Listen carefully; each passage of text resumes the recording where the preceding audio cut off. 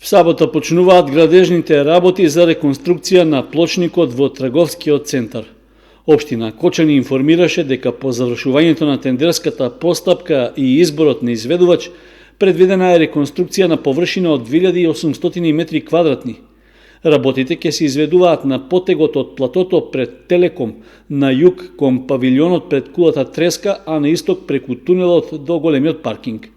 Вредноста на трошоците за набавка на материјалот како и за изведбата на реконструкцијата изнесува околу 14 милиони денари, што целосно се обезбедени од буџетот на општината.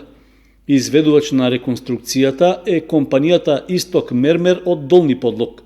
Според техничката спецификација, шеталиштето и скалите во трговскиот центар ќе бидат поплочени со гранитни плочки, а просторот ќе биде осветлен со вградени подни лед светилки и рефлектори.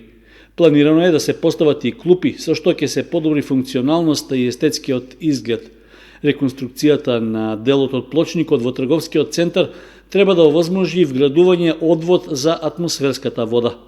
Изведувачот ќе има рок од 7 месеци да ги комплетира градежните работи.